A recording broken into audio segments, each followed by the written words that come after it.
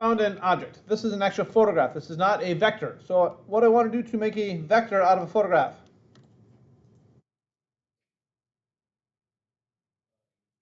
Image trace. How do I find it? Object on the top. How much image trace? I'm going to make it. I'm not going to make an expand, just make. There's two color by default. Go up to my menu either up in here, or I can go up to my settings over here, a couple different options, and I can go more options. So what I did for this one, I had fun going to a higher preset. And the larger, more complex, it will take more time to render it out. I think I did a low fidelity. And it actually did a lot of rendering of this sweatshirt, and it processed it out a little bit. And then once I've chose the way I like, I hit expand. And what it does here is it actually then kind of breaks it all the different, this one has hundreds of different parts. I could have thousands of different parts or tens of thousands of different parts depending on how complex the photo is or how complex my settings are. So then when I have it like this, it's now a one grouped unified piece. I'm going to go ahead and ungroup it. Oop, now each piece is there. Select my piece. I've broken it up into many, many different chunks. And then I'm going to go into my Pathfinder tool. Under that setting, I want to go ahead and I want to find the outline. So taking my shape, and all it's done is it's kind of created a stroke for each piece there. So you can take it of an object, a photograph, a sweatshirt, or whatever. Creates the different parts, create an outline. What that does is it now creates that whatever pattern that was randomly chose by the mathematical formula. And by default, it says, okay, there's a lot of strokes here, but we don't know what it is. So I'm going to go ahead and I can start to play with the stroke thickness. And right now, it's a unidentified, undeclared swatch. So if I double click this open, right now I don't have a lot of colors in my swatch. I can go to my other option, and I can go ahead and pick a color. Pick blue or whatever. Or I can add in that blue now in my swatch so it's officially there. So if I look away, there's that outline. So you can take an object, create some complexities to it. The more complex you want, the less complex you want. Use your Pathfinder tool, and you can now start to have an object like that. It's kind of fun. I am playing with different colors, and that's eventually where it came to something like this. Totally, probably, well, I'm sure there's ways you could do it, but it wouldn't be feasible easily to create a blank, a white shirt, and do some cool stuff with it. But I was having fun with playing around. So, that being said, that's some Pathfinder tools going a little more complex, a little more advanced. If you want to, you can also actually take an image. So I'm going to go ahead and just open up a new image. Let's do up the sweatshirt. I already have it open up. Hold on, let me open it up again. Close it out. And find a particular, let's find a different picture. I don't know what I want. I don't know what that is. Oh, random picture I got created here. Yeah, this is a photograph. I have my object here. I can go ahead and I can actually crop it. I have my picture selected. I come into my Pathfinder tool, and there's a crop option. Oh, this is not pictured. I'm not sure what I got going on. Let me open up an actual photograph. That's like a sort of photo, other image. Let me find a different photograph. Something random. No idea what that is. Well, oh, picture of my kids. Okay. Find a picture. Come up to my crop tool. Oh, I don't have 2 points over there. So I need to create another point in there. I'm going to create another object, overlap them a little bit, because the Pathfinder a lot of times has to deal with several different layers. Now I can crop it, or if I, let me undo it. Let's take that square and put that behind it. So I'm going to crop it like this. Let's move the square to the back. Now with both of them selected, it takes that square and basically helps hide it or crop it out. Now what I'm talking about cropping is it actually is damaging your layer. So there's actually a better way to do things. We're going to crop something. We do this and make a clipping mask. It's non-destructive. Cropping, if you permanently crop it, it will actually delete that image or delete that object or that shape. It's permanently change that. Which maybe there's some instances you want to permanently change it, to cut it out. But in this instance, we do a clipping mask, which we've done before. Put it over top of them, make that clipping mask fit whatever I want, that shape, size. Let's say we want to just do it, crop in the middle.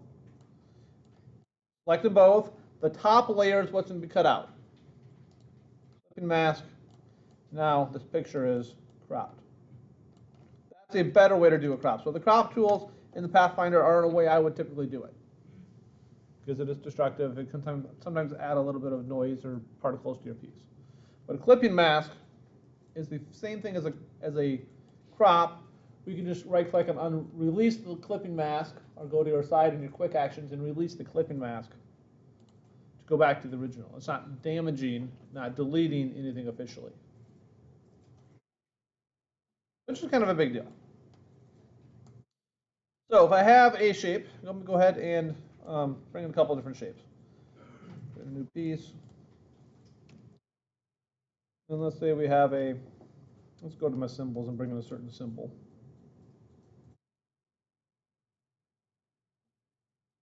My symbol here. Break link to symbol. So now it's an editable piece. I can ungroup it, so each of these now has its own grouping. So it's one piece. It's really it's set up as one piece. I can start to do different things, different objects, different shapes. Let's create a different shape in here. Enlarge it. Let's select both of them. Pathfinder, where we want to spend a little bit of time. As I choose these different settings, we did mention a little bit last time, we'll start to do some interesting things. Both are selected. Crop that out.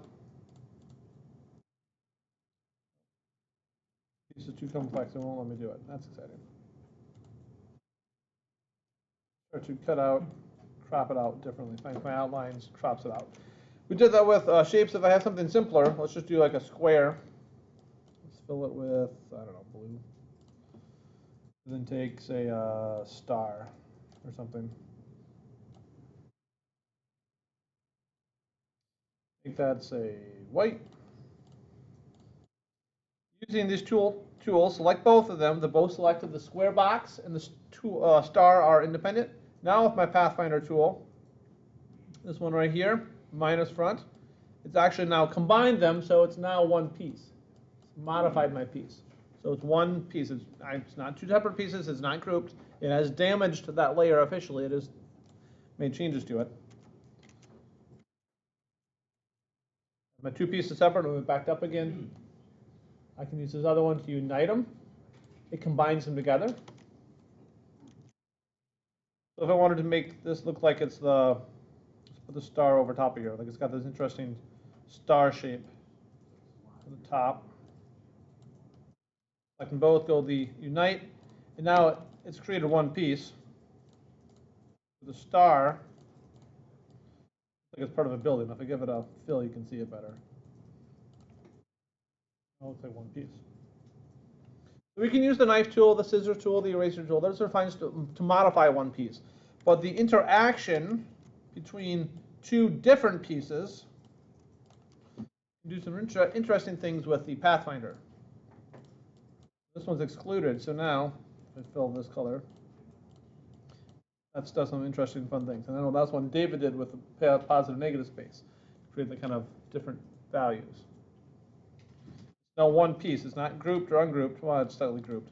I can ungroup it. When I ungroup it, it's now technically cut up into multiple pieces. So I took two pieces, and I literally cut it up into 1, 2, 3, 4, 5, 6, 7 pieces.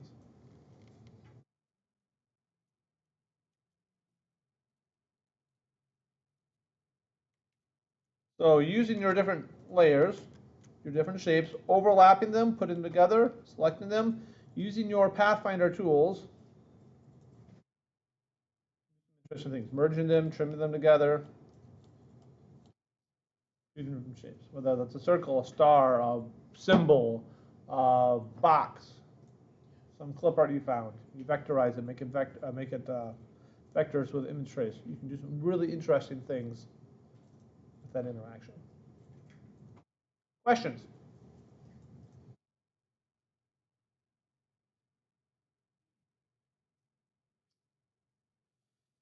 So that is kind of what I want to show you.